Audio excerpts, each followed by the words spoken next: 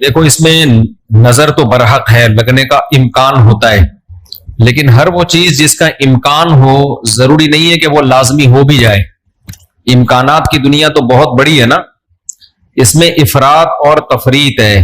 کچھ لوگ تو ایسے ہیں جو نظر کے وجود ہی کو نہیں مانتے، وہ کہتے ہیں نظر سرے سے لگتی ہی نہیں ہے، اور کچھ لوگ کہتے ہیں ایسے ہیں کہ اس میں بہت مبالغہ کرتے ہیں، ان کو ہر وقت لگ رہی ہوتی ہے ان کے رائے کے مطابق کہ اس کو لگ گئی، اس کو لگ گئی، اس کو لگ گئی، یہی چلتا رہتا ہے پروگرام۔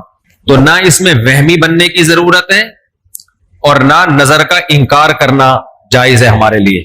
جو لوگ نظر کا انکار کرتے ہیں نا، وہ ہیں سیکولر لوگ، لبرل لوگ جو شریعت کو نہیں مانتے۔ وہ کہتے ہیں اس کی کیا دلیل ہے؟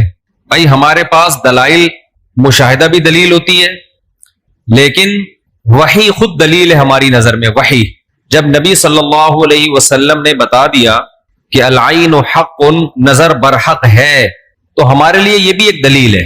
اب کوئی رسول کو مانتا ہی نہ ہو، اللہ کو مانتا ہی نہ ہو، تو وہ نہ مانے، وہ اس کا ہیڈیک ہے۔ ہم کوئی سائنسدانوں کو مجبور تھوڑی کر رہے ہیں کہ آپ نظر کو مانو۔ سائنسدان جنت مانتے ہیں کہ جنت ہے؟ جواب دینا۔ سائنسدان مانتے ہیں موت کے بعد دوبارہ زندگی ہے؟ یہ سائنس کا ٹاپک ہی نہیں ہے بھائی، سائنس یہاں تک پہنچی نہیں ہے۔ تو نظر تو برحق ہے، کوئی بھی اچھی چیز ہو، کوئی بھی بہت ہو، تو اس میں چانس ہوتا ہے کہ نظر لگ جائے۔ نبی صلی اللہ علیہ وسلم نے فرمایا اگر کوئی چیز تقدیر پر غالب آ سکتی تو وہ نظر ہوتی، اور نظر اونٹ کو ہانڈی تک پہنچا دیتی ہے۔ اچھا والا اونٹ ہوتا ہے، نظر لگی گیا۔ آپ نے دیکھا ہوگا بڑے بڑے اونچے کٹے بیل لوگ لے کر آتے ہیں بقرعید کے دنوں میں، بعض دفعہ نظر لگتی ہے دھڑام سے گر جاتے ہیں، بعض دفعہ ویسے ہی گر جاتے ہیں غربت مہنگائی سے متاثر ہو کے، لیکن بعض دفعہ نظر بھی لگتی ہے۔ تو ہمارے پاس جو نظر کے برحق ہونے کی دلیل ہے وہ رسول اللہ صلی اللہ علیہ وسلم کا قول۔ اسی وجہ سے یعقوب علیہ السلام نے جب اپنے بیٹوں کو مصر بھیجا تو خوب لمبے خوبصورت بیٹے تھے، تعداد میں بھی زیادہ تھے، تو ان سے کیا فرمایا؟ لا تدخلوا من باب واحد وادخلوا من ابواب متفرقہ۔ اے میرے بیٹو، ایک دروازے سے داخل نہ ہونا، متفرق دروازوں سے داخل ہونا، کیونکہ ایک ہی گیٹ سے جب جائیں گے نا، ایک باپ کے 11 بیٹے اتنے خوبصورت اور لمبے لمبے اور خوبصورت جوان، تو لوگ بولیں گے یار کیسا خوش قسمت باپ ہے جس کے 11 بیٹے ہیں۔ سمجھتے ہو کہ نہیں سمجھتے؟ آج کل تو فیملی پلاننگ میں نظر کا چانس ہی ختم کر دیا، 2 بچے ہوتے ہیں وہ بھی اچھے نہیں ہوتے۔ تو یہاں قرآن سے بھی ہمیں، حدیثوں سے بھی پتہ چلتا ہے کہ امکان ہے، لیکن ایک بات یاد رکھو، دنیا میں یہ بہت امپورٹنٹ بات ہے، کاش اس کو سمجھ جاؤ، یہ تجربوں کا نچوڑ ہے جو میں آپ کے سامنے پیش کر رہا ہوں۔ امکانات کی بیس پہ یقینی دعوے کرنا یہ تمام گمراہیوں کی بنیاد ہے۔ جادو کا بھی امکان ہوتا ہے، کسی پہ جادو ہو جائے، ہزاروں میں کسی ایک پہ، لیکن روحانی عامل کے پاس جب آپ جاؤ گے کہے گا آپ پہ بھی جادو، آپ پہ بھی جادو، آپ پہ بھی جادو، آپ پہ بھی جادو۔ جب آپ کرو گے نا کہ بھائی مجھ پہ جادو کیسے ہے، تو کہے گا کیا جادو برحق نہیں ہے؟ سمجھ میں آ رہی ہے بات؟ ڈاکٹر یہ بدماشی کبھی نہیں کرتا۔ آپ ڈاکٹر کے پاس جاؤ، آپ کے گردے میں پین ہو رہا ہے، وہ چیک کرے گا کہ گیس کا پین ہے یا پتھری کا پین ہے، کیونکہ ڈاکٹر اس کا علم ہے باقاعدہ۔ وہ کبھی یہ نہیں کہے گا کہ پتھری ہے بس تکا مار دیا، بھائی ڈاکٹر صاحب پتھری کا پین کیوں ہے؟ تو وہ جواب میں کہے کیا گردوں میں پتھری ہوتی نہیں ہے کیا؟ آپ بولو گے ہوتی تو ہے، میرے ہے یا نہیں ہے، مجھے تو یہ تو بتاؤ۔ حالانکہ گردوں میں پتھری ہونے کا جتنا چانس ہے نا، جتنی پرسنٹیج 100 میں، جادو کی اس سے بھی کم ہے، ہزاروں میں کسی ایک پہ ہوتا ہے جادو۔ لیکن عاملوں کے پاس جب آپ جاؤ، یہاں الحمدللہ کچھ عامل ہیں جو میرے خلاف ایک فل پروپیگنڈا شروع کیا ہوا، اتنی خوشی ہوتی ہے مجھے، میں آپ کو بتا نہیں سکتا، جب عامل میرے خلاف بولتے ہیں اتنی خوشی ہوتی ہے، اور میں کہتا ہوں کمبختو تمہارے پاس جادو، چڑیل، جن، بھوت، تم میرے خلاف بولتے کیوں؟ نقصان پہنچا دو یار۔ تو اس سے ان کا کمزور ہونا اور ثابت ہو جاتا ہے کہ یہ ان تلوں میں تیل نہیں ہے۔ خیر میں نظر کے موضوع کو مکمل کروں، کیونکہ روحانی عاملوں کی بات آتی ہے تو مجھے ان کے خلاف بولنے میں سا خون بڑھتا ہے، میرا ایک دم جوش میں آ جاتا ہوں، ایسا لگتا ہے کچھ نہیں بھی کھایا ہو پاور آ جاتی ہے باڈی میں۔ ان کے خلاف بولنے میں مزہ بہت آتا ہے، صرف مسجد کا تقدس ہے، باہر آؤ تو اس طرح نہیں بولوں گا، انگلش میں بھی گالیاں دوں گا، پنجابی میں بھی، اردو میں بھی۔ یہاں بڑے بڑے عامل ہیں جو بڑے پنپ رہے ہیں، اور ہمارے بڑے بڑے مولانا جا جا کے نا ان کو پروموٹ کر رہے ہیں، بے شرموں کو، ان بے غیرتوں کو۔ خیر فی الحال اتنی گالی کافی ہے۔ تو اچھا میں کیا کہہ رہا تھا یار، عاملوں کے ٹاپک آتا ہے تو اتنی خوشی ہوتی ہے جی۔ نظر کی بات کر رہا تھا میں۔ تو نظر میں جو ہے نا لگنے کا چانس ہوتا ہے، یہ ہے، لیکن چانس سے فائدہ اٹھا کے ہر ایک کو یہ کہنا کہ تم پہ جادو ہے، تم پہ نظر ہے، تم پہ یہ ہے، ڈاکٹر یہ کام نہیں کرتا. شوگر کا چانس ہوتا ہے آپ کو کہ شوگر ہے، لیکن یہ تو نہیں کہ ڈاکٹر جب تک کمپلیٹلی تحقیق نہ کر لے ڈاکٹر نہیں کہے گا تمہیں شوگر ہے، تمہارے گردوں میں پتھری ہے، تمہارے پیٹ میں یہ مسئلہ ہے. حالانکہ امکانات تو ہوتے ہیں، لیکن آپ یہ جو ڈرامے باز لوگ ہیں نا روحانی عامل، ان کے پاس جاؤ گے نظر ہی لگی ہوئی ہے آپ کو. لازمی کیا لگی ہے؟ کیونکہ جب کسی کے پاس کوئی فن نہیں ہوتا، علم نہیں ہوتا، تو وہ سب کچھ جانتا ہے. پھر سمجھ رہے، ڈاکٹر کے پاس علم ہوتا ہے کڈنی کا، لہذا تحقیق کرے گا، 100 میں 2 کو کہہ دے گا تیرے گردے خراب ہیں. عاملوں کے پاس چونکہ جن چڑیل بھوت کا علم ہوتا ہی نہیں ہے، لہذا ہر ایک پر جن بھی ہے، چڑیل بھی ہے، اور بھوت بھی ہے، اور نظر بھی ہے، اور موکل بھی ہیں، اور حمزاد بھی ہیں، اور پتہ نہیں کیا کیا ہے ڈرامے بازی. سمجھتے ہو؟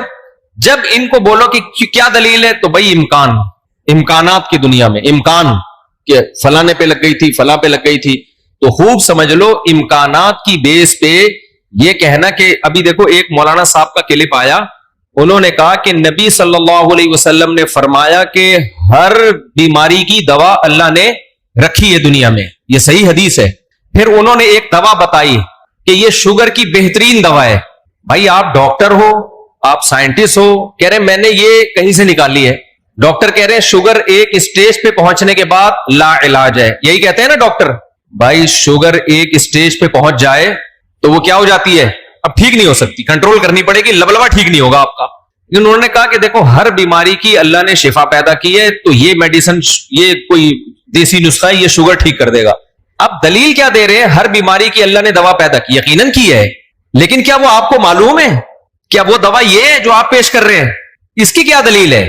بھائی بہت ساری دوائیں لوگوں کو معلوم نہیں ہے. تو اب یہ سمجھیں کہ 2 انتہائی میں جلدی سے کمپلیٹ کروں اس موضوع کو، کہ نظر لگنے کا چانس ہوتا ہے، لیکن یہ نہیں ہے کہ جو بھی کوئی اچھی چیز ہوگی کچھ بھی ہو جائے اس کو نظر ہی لگی ہے. تو یہ وہم کی دنیا سے باہر نکلنا چاہیے.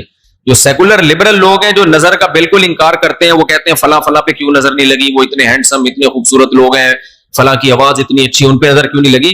تو اب اصول سمجھیں، نظر لگنے کے لیے علماء نے قاعدہ ضابطہ بیان کیا ہے، جو چیزیں مشہور ہوتی ہیں نا ان کو اکثر نظر نہیں لگتی. نظر ہمیشہ اچھمبے کی چیز کو اچانک، جیسے میں لوگوں سے کہتا ہوں بھائی آپ انتہائی غریب تھے، سائیکل بھی نہیں تھی آپ کے پاس، اچانک آپ کے پاس بہت زیادہ پیسہ آ گیا، اور علاقہ بھی وہی ہے، رہتے اسی غریبوں کے محلے میں ہو، گندے نالے پہ رہتے ہو، سائیکل پہ تھے، اچانک لینڈ کروزر آ گئی آپ کے پاس.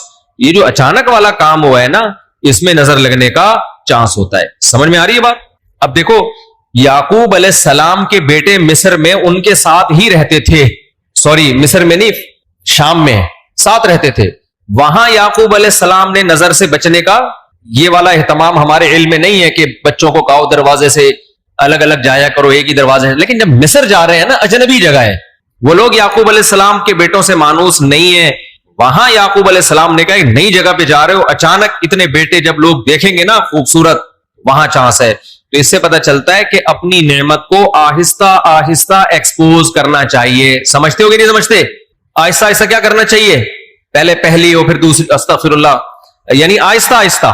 ایک کمارا آدمی جس کو کوئی رشتہ نہیں رہتا، اچانک 4 بیویاں لے کے گھوم رہا ہے، تو چانس ہوتا ہے اس کے نظر لگنے کا. اس لیے ایک دم سے نہیں، تھوڑا تھوڑا آہستہ آہستہ. پہلے ایک پہلی ہوگی، دوسری میں کچھ پٹو گے، تھوڑی بےزتی ہوگی، تھوڑی عزت ہوگی، کچھ لڈو کچھ گالیاں مل جل کے، پھر تیسری. تو اس طرح کر کے چلانا، ٹھیک ہے؟ تو اچانک کوئی نعمت آتی ہے تو اس پہ نظر لگنے کا چانس ہوتا ہے. دوسری بات یہ ہے کہ نظر سے بچنے کے لیے جو نبی صلی اللہ علیہ وسلم نے دعائیں بتائی ہیں، ان دعاؤں کا اہتمام کرنا چاہیے. اعوذ بکلمات اللہ التامہ من کل شیطان وہامہ ومن کل عین لامہ، یہ دعا پڑھنی چاہیے. اور اپنی نعمت کا اظہار ان لوگوں کے سامنے کرنا چاہیے جو آپ سے محبت کرتے ہیں، وہ خوش ہوں گے. بعض دفعہ انسان دوسرے سے محبت کے دعوے کرتا ہے لیکن جیلس ہو جاتا ہے. وہ جب آپ اس کو بتاتے ہیں نا میرے پاس اتنا پیسہ، میری ارننگ اتنی ہو گئی، تو وہ اندر اندر سے جل رہا ہوتا ہے. تو حاسد کی نظر لگنے کا چانس زیادہ ہوتا ہے. سمجھتے ہو؟ تو اپنی نعمت ہر ایک کے سامنے نہیں بیان کرنی چاہیے. بعض دفعہ اپنی نظر بھی لگتی ہے انسان کو، تو خود پسندی میں، عجب میں مبتلا نہیں ہونا چاہیے. جب بھی کوئی نعمت ہو، آدمی کیا کہے؟ اللہ کی دین ہے بھائی، میرا کمال نہیں ہے. کس کی دین ہے یہ؟ اللہ کی دین ہے. تو ان چیزوں کے اہتمام سے نظر کا چانس کم ہو جاتا ہے. باقی عاملوں کے پاس نہ نظر کا کوئی علاج ہے سوائے مسمرزم کے. دماغ کو کنٹرول کر کے کچھ الٹی سیدھی چیزیں آپ کی کھوپڑی میں ڈال دیتے ہیں, تو اس سے آپ سمجھتے ہو کہ میں ٹھیک ہو رہا ہوں. ٹھیک نہیں ہوتے, آپ مینٹلی تھوڑا سا کیا ہو جاتے ہو, مطمئن ہو جاتے ہو. اور ان کا اپنا دماغ بھی خراب ہوتا ہے, آپ کا بھی دماغ خراب کرتے ہیں, سمجھتے ہو. اچھا, میں جب عاملوں کے خلاف بولتا ہوں, لوگ کہتے ہیں یہ 2 نمبر عاملوں کے خلاف ہے. بالکل غلط بات. میں 1 نمبر عاملوں کے خلاف, یہ ذہن میں رکھو. 2 نمبر کو تو میں لفٹ ہی نہیں کراتا. میں ان عاملوں کے خلاف ہوں جن کو علماء بزرگان دین سمجھتے ہیں کہ بہت بڑی پہنچی ہوئی چیز ہے یہ. میں ان کو 2 نمبر سمجھتا ہوں. یہ کخ بھی نہیں کر سکتے, سمجھتے ہو, یہ کچھ بھی نہیں کر سکتے, چاہے امریکہ میں ہو, چاہے جاپان میں ہو, چاہے پاکستان میں ہو, چاہے کراچی میں ہو, چاہے پنجاب میں ہو, سب ایک جیسے ہیں. اس لیے اپنے آپ کو بچاؤ ان فضول لوگوں سے. اچھا بھائی, حضرت محمد صلی اللہ علیہ وسلم پر جادو کے اثرات سے متعلق اہل سنت کا کیا عقیدہ ہے؟ نبی پر جادو ہوا تھا, بخاری مسلم سے ثابت ہے, لیکن ہوا کیوں تھا؟ آپ کہیں گے نا, ایک طرف تو آپ کہہ رہے ہیں جادو اتنی آسان نہیں ہے, ہزاروں میں کسی ایک پہ, تو پیغمبر پہ ہو گیا.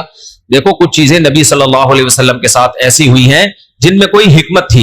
یہودی آپ کو جادوگر کہتے تھے, جادوگر جادوگر. اللہ نے تھوڑا سا اثر ہونے دیا تاکہ یہودیوں کو الزام لگانے کا موقع نہ ملے. جادوگروں پہ جادو کا اثر نہیں ہوتا, تو تھوڑا سا اثر اللہ نے ہونے دے دیا. اتنا اثر کہ آپ کبھی کبھار بھولنے لگے کچھ چیزیں, کچھ کام کیا ہوتا آپ کو یاد نہ ہوتا. اس سے زیادہ اثر نہیں ہوا آپ کے اوپر. اور یہ اثر اس لیے اللہ نے ڈالا تاکہ لوگوں کو یقین آ جائے آپ بشریت میں کامل ہیں اور آپ جادوگر نہیں ہیں. اصل مقصد یہ الزام کی نفی تھی. اگر یہ اتنا آسان ہوتا تو ابو بکر پہ کیوں نہیں ہو گیا میرے بھائی, حضرت عمر پہ کیوں نہیں ہو گیا, حضرت عثمان پہ کیوں نہیں ہو گیا, سیدنا علی پہ کیوں نہیں ہو گیا؟ یہ تو ایک تماشا بنا لیتے لوگ. فرعون کے موسیٰ علیہ السلام کے مقابلے میں جادوگر آئے ہیں. آپ لوگ کو آواز صحیح آ رہی ہے؟ گونج تو نہیں رہی ہے آواز؟ مجھے تو گونج رہی ہے آواز. بھائی, موسیٰ علیہ السلام کے مقابلے میں جادوگر آئے. قرآن کہتا ہے یخیل الیہ من سحرہم انہا تسعی. جادوگروں نے دماغ کو ایسا کیپچر کیا ہے کہ دیکھنے میں ایسا لگا کہ یہ لاٹھیاں نہیں بلکہ سانپ ہیں. حقیقت میں وہ لاٹھیاں سانپ نہیں بنی تھی, دماغ میں کچھ انہوں نے ایسا کیا ہے نا کہ